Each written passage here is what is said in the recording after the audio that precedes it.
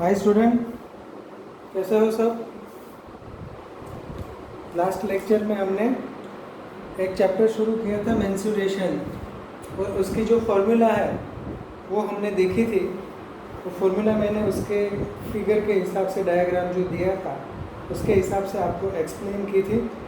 उसमें ज़्यादातर रेक्टेंगल की थी, स्क्वायर की थी, ट्रायंगल की थी, फिर थी पैरेललोग्राम की और एक सर्कल की थी।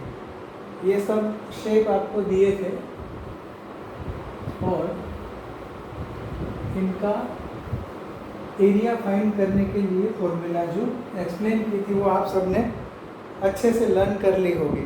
अब शुरू करते हैं आपका सम। एक्सरसाइज जो है 11.1 उसका पहला सम हम शुरू करते हैं। तो आपकी टेक्स्ट बुक में यहाँ पे दो डायग्राम दिया है, वो मैं यहाँ पे बना लेता हूँ। यहाँ पे एक स्क्वायर शेप दिया है, दूसरा शेप यहाँ पे दिया है वो है रेक्टेंगल, और इनका मेजरमेंट जो दिया है ये है 60 मीटर, और यहाँ पे दिया है ये है 80 मीटर। ठीक है, इस तरह से इनका मेजरमेंट दिया है। तो ये पूछा है which field has a large area, और दूसरी एक बात कही है कि इनका जो पेरीमीटर है, गिवन फिगर है द सेम पेरीमीटर। ये यहाँ पे जो फिगर दिखाया है आपको, इनका जो पेरीमीटर है वो इक्वल है दोनों का। तो आपको ये तय करना है कि इसमें से किसका एरिया जो है वो लार्जर एरिया है। ठीक है, चलो देखते हैं। सबसे पहले पेरीमीटर की बात करें तो आपके पास फॉर्मूला है perimeter of rectangle is equal to क्या होता है,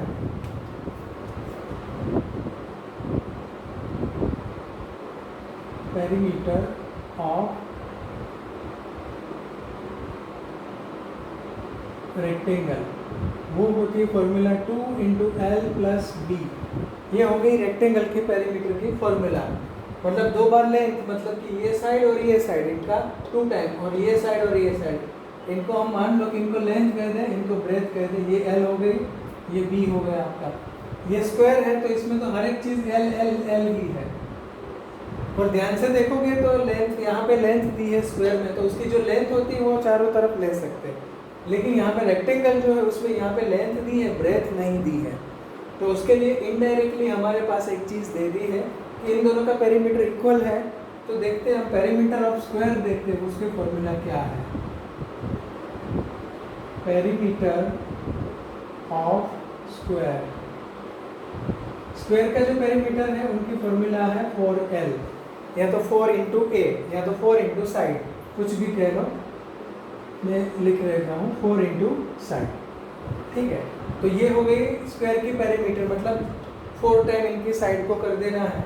तो ये 4 मल्टीप्लाई साइड तो यहाँ पे दी है 60 मीटर, ये मल्टीप्लिकेशन कर लें तो ये होता है 240 मीटर।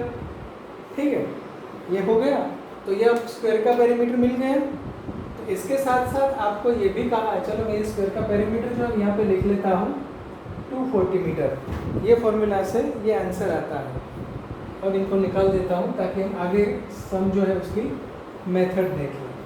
अब ये स्क्वायर का पेरीमीटर मिल गया, और ये कहा है स्क्वायर और रेक्टेंगल दोनों का पेरीमीटर सेम है, तो इनका भी पेरीमीटर को सेम ले सकते हैं। चलो वो लिख लें, मतलब पेरीमीटर ऑफ रेक्टेंगल भी हम 240 मीटर ले सकते हैं। तो ये perimeter of rectangle is equal to 2l plus B. L यहाँ पे दे दिया है, कितना है 80, तो एल में लिख लेता हूँ, बी नहीं दिया है तो बी की वैल्यू फाइंड करते हैं। तो यहाँ पे कैलकुलेशन अब करना है, तो ये 2 यहाँ पे डिवाइड करेगा 240 अपॉन 2, क्रॉस मल्टीप्लिकेशन के हिसाब से 2 यहाँ पे डिवीजन में चला जाता है। यहाँ पे बचेगा 80 प्लस बी, 240/2 करोगे तो यहाँ पे मिलेगा 120 is equal to 80 plus B. अब आपको पता है बी की वैल्यू चाहिए, तो यहाँ पे 80 को आप शिफ्ट करोगे इस साइड तो आपको मिलेगा 120 minus 80 is equal to B. तो आप देख सकते हो इनका सब्ट्रैक्शन करेंगे तो इनका आंसर आता है 40 मीटर। तो बी अब आपको मिल गया, दिया नहीं था, हमने पेरीमीटर को कंपेयर करके बी ढूंढ लिया, बी को मैं यहाँ पे लिख लेता हूँ, इट इज़ 40 मीटर। ठीक है, चलो अब आपको रेक्टेंगल की भी लेंथ और ब्रेथ दोनों मिल गई। स्क्वायर की तो लेंथ ही चाहिए और कुछ नहीं चाहिए एरिया के लिए। अब देखते हैं दोनों का एरिया। तो मैं यहाँ पे एरिया ऑफ स्क्वायर, तो उनका फॉर्मूला है एल स्क्वायर, मतलब कि साइड का स्क्वायर। तो यहाँ पे साइड दी हुई है 60 इंटू 60 मीटर, 6 6 36 3600 मीटर स्क्वायर। ये एरिया ऑफ द स्क्वायर हो गया। चलो अब ये कितना मिला, area of the square 3600 metre square. अब यहाँ पे करते हैं एरिया ऑफ रेक्टेंगल। रेक्टेंगल का एरिया की फॉर्मूला कल जो हमने लिखी उसमें से लेते हैं length into breadth, L into B. ठीक है, इनको मैं यहाँ पे वर्ड में भी लिख रहा हूँ, लेंथ मल्टीप्लाई ब्रेथ। अब यहाँ पे दोनों चीज़ है हमारे पास, लेंथ भी है और ब्रेथ भी है। ये 80 मीटर है, ब्रेथ अभी हमने ढूंढी थी 40 मीटर, ये हो गया 3200 मीटर स्क्वायर। तो रेक्टेंगल का एरिया कितना मिला 3200, और ये स्क्वायर का एरिया कितना मिला 3600। तो किसका एरिया लार्जर है, स्क्वायर का। तो स्क्वायर एरिया इज लार्जर, ये होगा हमारा आंसर। स्क्वायर का एरिया जो है वो लार्जर है रेक्टेंगल की कंपैरिजन में। तो इस तरह से आप कैलकुलेट करके ये सम को कर सकते हो। अब ये जो पूरा चैप्टर चलेगा उसमें भी और आगे के लिए भी आपको जितने भी शेप पढ़ने में आते हैं उनके पेरीमीटर और एरिया का पता होना चाहिए। तो आप इजीली ये सब सम जो है वो डिकोड कर सकते हो। ये बहुत ही इजी चैप्टर है और आप इनको इजी बना सकते हो। यहाँ पे और एक फिगर आता है हमारे पास, एक स्क्वायर प्लॉट दिया है शॉन इन द फिगर। ठीक है, और उनको वहाँ पे गार्डन बनाना चाहिए, ये वाला ही है, इस तरह से है यहाँ पे ये फिगर।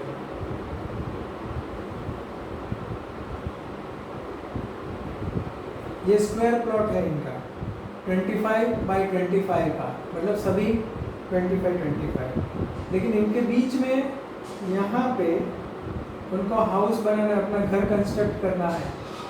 यहाँ पे इन्होंने अपना घर कंस्ट्रक्ट किया, ये हो गया हाउस।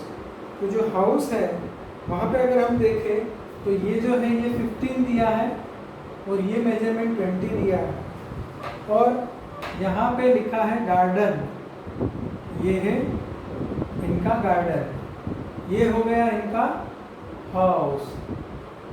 ये हाउस देख लो आप। अब पूछा क्या है, a garden in the is developed around the house. House के आसपास में गार्डन बनाना है। Find the total cost of developing a garden around the house at 55 rupees per square metre. ठीक है, वो ही हिसाब से वहाँ पे गार्डन बनाना है। तो यहाँ का जो मेजरमेंट है वो हमें चाहिए। यहाँ पे मैं थोड़ा सा शेडेड पोर्शन करता हूँ, ये वाला जो पोर्शन है पूरा यहाँ पे गार्डन बनाना है और हाउस जो है वो यहाँ पे बनेगा। ठीक है, तो ये स्क्वायर प्लॉट है और रेट दिया है इसका 55 रुपीज़ पर मीटर स्क्वायर, ये इनका रेट है। चलो, तो अब एरिया को कैलकुलेट करेंगे तो आप ये रेट के हिसाब से कॉस्टिंग उनकी जान सकते हो। तो सबसे पहले क्या करना पड़ेगा, तो आप देख सकते हो कि यहाँ पे जो शेप दिया है आपको, ये जो शेप है ये वाला, ये स्क्वायर है, अंदर जो शेप है वो हाउस है, और एरिया हमें चाहिए ये वाला बीच का। तो सबसे पहले पूरा स्क्वायर का एरिया फाइंड कर लेते हैं। यहाँ पे एरिया ऑफ स्क्वायर प्लॉट, पूरे प्लॉट का पूरा जो है उसका एरिया पहले फाइंड कर लेते हैं। तो वो होगा एल स्क्वायर, मतलब कि 25 इंटू 25, इनका आंसर आता है 625 मीटर स्क्वायर। ठीक है, एरिया का जो यूनिट है वो मीटर स्क्वायर है, तो वो हमेशा आपको लिखना है। ये हो गया स्क्वायर प्लॉट का एरिया। अब अंदर जो हाउस बना है उसका एरिया देख लेते हैं। तो लिखते हैं एरिया ऑफ हाउस, या फिर आप ऐसे भी लिख सकते हो एरिया ऑफ रेक्टेंगल हाउस, क्योंकि ये शेप रेक्टेंगल दिया है। उसकी फॉर्मूला है लेंथ इंटू ब्रेथ। यहाँ पे 20 इनकी लेंथ ले ले और 15 जो है वो इनकी ब्रेथ ले लेते हैं, ठीक है। तो इनका कैलकुलेशन करेंगे तो 15 टू 30, ये आता है 300 मीटर स्क्वायर। अब ये स्क्वायर का पूरा जो एरिया है, इसमें से ये इतना जो हाउस का एरिया को काट देते हैं, निकाल देते हैं, तो यहाँ पे जो पूरा गार्डन बनाना है उसका एरिया आपको मिल जाएगा। तो यहाँ पे और एक चीज़ लिखते हैं, area of garden is equal to area of square plot minus area of house, या तो एरिया ऑफ रेक्टेंगल हाउस। मतलब स्क्वायर प्लॉट का एरिया है 625 और ये है 300। 625 में से 300 सब्ट्रैक्ट करेंगे तो आपको मिलेगा 325 मीटर स्क्वायर। ये गार्डन का एरिया मिला, ठीक है। अब मैं गार्डन का एरिया यहाँ पे लिख देता हूँ 325 मीटर स्क्वायर। हमें कॉस्टिंग पता करनी है, एरिया तो मिल गया गार्डन का, किस तरह से मिला ये आप ये सब चीज़ों को लिखेंगे अपनी नोटबुक में और समझेंगे तो आपको इजीली समझ में आ जाएगा। ये बहुत ही सिंपल सा सम है, लेकिन एक बार आप नोटबुक में लिख लेंगे तो उसमें समझ आ जाता है। तो अब देखते हैं कॉस्टिंग। एरिया जो मिला है वो 325 रुपीज़ पर मीटर स्क्वायर, मतलब कि अगर 1 मीटर स्क्वायर जो है उसकी कॉस्ट दी है 55 रुपीज़। 1 मीटर स्क्वायर की कॉस्टिंग जो है उसका गार्डनिंग करने का वो 55 रुपीज़ है। तो यहाँ पे तो उनको 325 मीटर स्क्वायर की कॉस्ट चाहिए, तो वो कितनी होगी वो आप यूनिटरी मेथड से देखोगे तो क्रॉस मल्टीप्लिकेशन होता है। तो यहाँ पे cost of garden is equal to 55 multiply 325 आपको मिलता है। ये हो गया कॉस्टिंग। यहाँ पे क्रॉस मल्टीप्लिकेशन करोगे तो ये 55 और 325 मल्टीप्लाई करेगा, क्वेश्चन मार्क यहाँ पे आ जाएगा, नीचे 1 आ जाएगा, वो हम लिखते नहीं है, 1 नहीं लिखते। चलो अब ये 325 और 55 का मल्टीप्लिकेशन परफॉर्म कर लेते हैं। तो यहाँ पे 5 5 जा 25, ये 2 हो गया, 5 2 जा 10 और 12, यहाँ पे 1 5 3 जा 15 और ये 16 हो गया। यहाँ पे देखें प्लस की साइन करनी है, ये पूरा ही रिपीट होगा, मतलब कि 1 6 2 5, क्योंकि 5 से ही करना है। तो यहाँ पे आता है 5, यहाँ पे मिलता है 7 8 7, ये आंसर हो गया 17,875 रुपीज़। इतनी कॉस्टिंग जो है वो यहाँ पे गार्डन बनाने की आती है, इनको इतनी कॉस्टिंग पे करनी है। ये है आपका आंसर। कैलकुलेशन पार्ट को छोड़ दे तो मैं फिर से एक बार आपको फंडामेंटल बता देता हूँ। पहले हमने स्क्वायर का एरिया निकाला पूरे प्लॉट का, फिर हमने रेक्टेंगल हाउस का एरिया निकाला एरिया ऑफ रेक्टेंगल से, फिर हमने पूरे प्लॉट के एरिया में से ये अंदर का हाउस है उसका एरिया माइनस कर दिया, तो ये जो गार्डन बनाना था उसका एरिया मिला, वो हमें मिला 325 मीटर स्क्वायर। कॉस्टिंग चाहिए तो ये दिया है कि 55 रुपीज़ पर मीटर का है, मतलब 1 मीटर स्क्वायर का कॉस्टिंग 55 रुपीज़ है। तो 325 मीटर स्क्वायर का कॉस्टिंग कितना होगा वो हमने यूनिटरी मेथड से क्रॉस मल्टीप्लिकेशन किया, 55 तो 325, और ये हो गया इनका आंसर।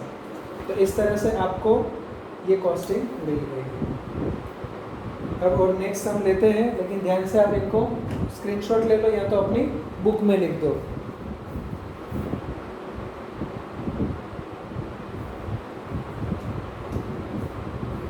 अगला सम करते हैं।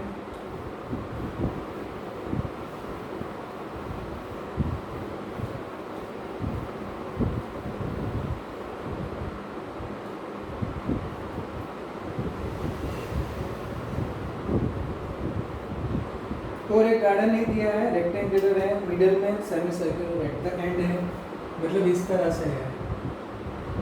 ये एक रेक्टेंगुलर शेप हो गया, मिडिल में से जो गार्डन दिया है उनका, और उसके दोनों एंड जो है वो सेमी सर्कुलर है, मतलब हाफ सर्कुलर है। ये एक सेमी सर्कुलर शेप यहाँ पे दिया है और एक सेमी सर्कुलर शेप यहाँ पे दिया है। पूरा जो गार्डन है वो यहाँ से लेके यहाँ तक वो आपको यहाँ पे दिया है 20 मीटर। इनका जो मेजरमेंट है वो ये 20 मीटर दिया है, और यहाँ से लेकर यहाँ तक का जो मेजरमेंट है वो 7 मीटर दिया है ये। और अभी आपको पूछा है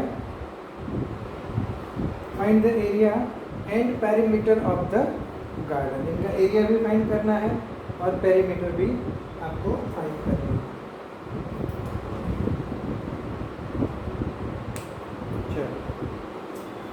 तो दोनों चीज़ों से हम कर सकते हैं, पहले पेरीमीटर निकाल लेते हैं, फिर हम इनका एरिया निकालेंगे। यहाँ पे आप ध्यान से देखोगे तो आपको 3 शेप दिखाई दे रहे हैं। कौन कौन से?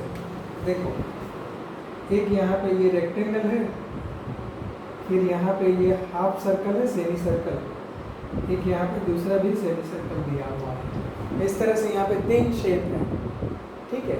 ये रेक्टेंगल को मैं ऐसे ही रहने दूँ, ये दोनों सेमी सर्कल को मैं ज्वाइन कर दूँ, इनको भी और इनको भी, ये दोनों को मैं यहाँ पे ज्वाइन कर देता हूँ अगर, ठीक है, तो ये पूरा सर्कल बन जाता है। एक सर्कल मिल गया, मतलब ये जो शेप है उसमें 2 हाफ सर्कल है तो वो मिलकर पूरा सर्कल बन जाता है, और एक रेक्टेंगल है। तो अब मैं पेरीमीटर के लिए जा रहा हूँ, तो मुझे पेरीमीटर ऑफ रेक्टेंगल करना है और फिर पेरीमीटर ऑफ द सर्कल करना है। तो वो दोनों को मैं ऐड कर दूंगा तो मुझे मिल जाएगा। लेकिन उससे पहले रेक्टेंगल का पेरीमीटर चाहिए तो मुझे 2 चीज़ें की ज़रूरत पड़ेगी, एक लेंथ की और एक ब्रेथ की। तो यहाँ से ढूंढते तो ये ब्रेथ तो हो गई, ये 7 है तो ये सभी जगह पे 7 ही होगी। लेकिन ये जो 20 है वो तो रेक्टेंगल का नहीं है, वो यहाँ से पूरा है, ये 20 है। रेक्टेंगल तो यहाँ से शुरू होता है।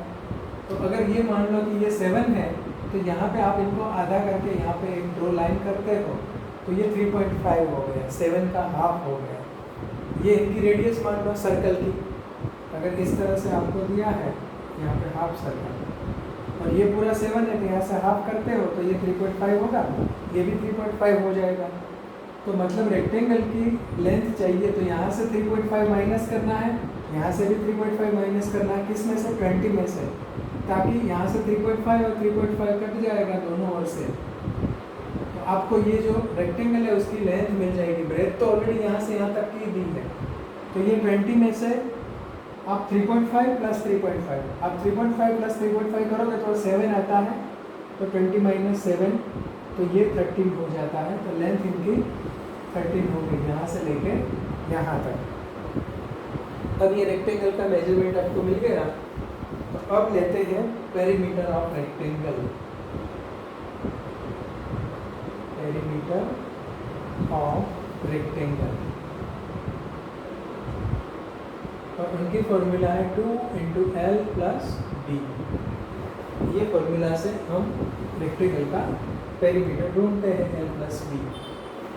तो ये हो गया 2, L यहाँ पे अभी हमने ढूंढा 13, B यहाँ से है 7।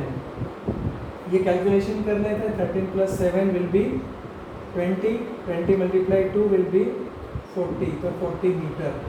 अब इनका पेरीमीटर यहाँ पे जो आपको शेप दिया है उनका पेरीमीटर आता है 14 में, यहाँ पे लिख लेता हूँ perimeter is equal to 40 metre. इस तरह से हमने लिया, यहाँ पे लिखा है, और ये सब कैसे किया वो यहाँ पे समझाया था अभी मैंने, ठीक है। चलो पेरीमीटर निकाल लिया ये शेप का। अब और एक चीज़ जो हमें देखनी है, आगे जो हमने फॉर्मूला कल देखी थी उसमें एक सर्कल शेप था, ठीक है, एक सर्कल का शेप था। यहाँ से और यहाँ से यहाँ तक की लाइन खींचते थे, इनको रेडियस कहते थे। कल जो हमने देखा था उसमें बी लिखा था, यहाँ पे हम आर लिखते हैं, इनको रेडियस कह देते हैं। तो एरिया फाइंड करने की जो फॉर्मूला थी सर्कल की वो πr² थी, लेकिन पेरीमीटर चाहिए कोई भी चीज़ का आपको, तो अंदर का तो मेजरमेंट हमें ज़रूरत नहीं है, सिर्फ बॉर्डर का ही चाहिए। पेरीमीटर में तो आप बॉर्डर का ही मेजरमेंट देखते हो, वही चीज़ को आपको देखना है, ठीक है।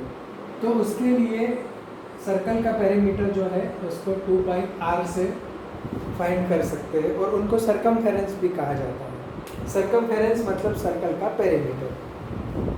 तो इतना ये हो गया।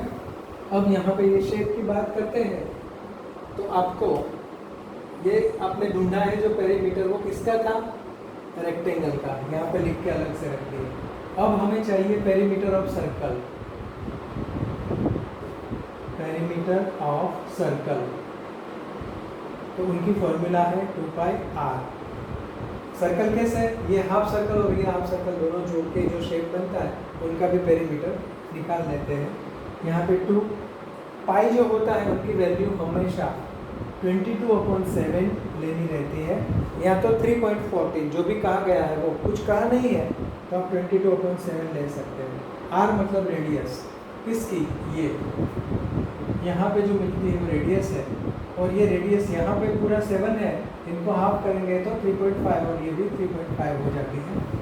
तो यहाँ पे रेडियस 3.5 हो गई।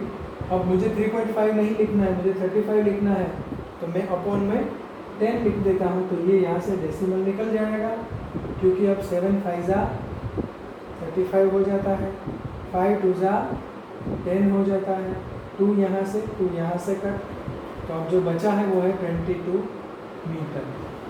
तो ये सर्कल का पेरीमीटर निकला, मतलब ये दो हाफ सर्कल का, तो पूरा एक सर्कल का 22। ये रेक्टेंगल का पेरीमीटर निकला 40। तो यहाँ पे अब लिखते हैं पेरीमीटर ऑफ गार्डन। यहाँ पे भी गार्डन दिया है ना, is equal to perimeter of rectangle plus perimeter of circle, दोनों का ऐड कर देते हैं, मतलब कि 40 + 22, तो ये आ जाता है 62 मीटर। पेरीमीटर में कोई स्क्वायर नहीं होता फॉर्मूला में, तो मीटर का मीटर ही हो रहता है, सेंटीमीटर का सेंटीमीटर ही रहता है। एरिया में मीटर का स्क्वायर हो जाता है, सेंटीमीटर का स्क्वायर हो जाता है। ये मिला गार्डन का पेरीमीटर। अब करते हैं एरिया की बात। चलो पेरीमीटर मिल गया, अब एरिया कैसे ढूंढना है वो देखते हैं। तो एरिया में भी वही चीज़ करनी है, पहले रेक्टेंगल का एरिया निकाल लें। एरिया ऑफ रेक्टेंगल का फॉर्मूला लिखेंगे, area of rectangle is equal to L into B, length into breadth. Length है यहाँ पे 13, ब्रेथ है यहाँ पे 7,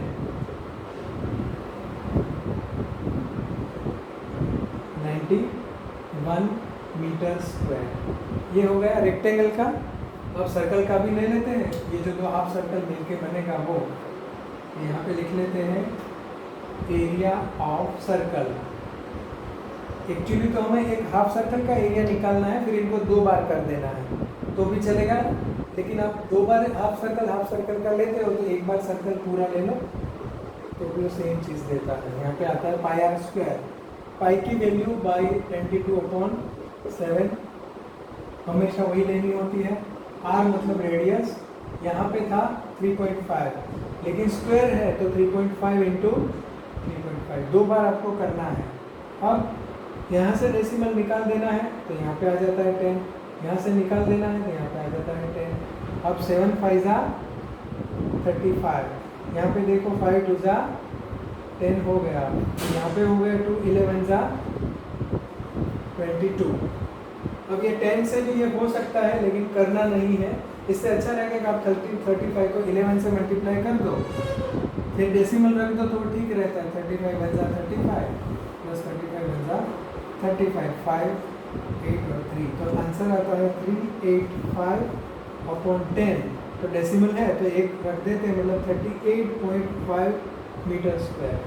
ये किसका आया? सर्कल का। यहाँ पे है रेक्टेंगल का, ये दोनों को ऐड कर देंगे तो ये पूरा शेप, पूरा जो गार्डन है इसका एरिया मिल जाता है। आप उसका स्टेटमेंट लिख के करोगे कि area of the garden is equal to area of the rectangle plus area of the circle, तो वो हो जाता है 91 + 38.5। तो 0.5 आता है, 8 + 1 9 हो गया, और ये हो गया 129.5 मीटर स्क्वायर। इस तरह से इनका आंसर आपने लिया। आपने दोनों चीज़ें ढूंढी, पेरीमीटर और एरिया। ऐसे 3 सम हमने किए हैं। आगे भी आप कोशिश करो अपने तरीके से करने की, ठीक है। फिर भी अगर कुछ डाउट है तो यहाँ पे सॉल्व करेंगे। लेकिन ये सम को अच्छे से प्रैक्टिस करो और फिर नेक्स्ट लेक्चर में मिलते हैं।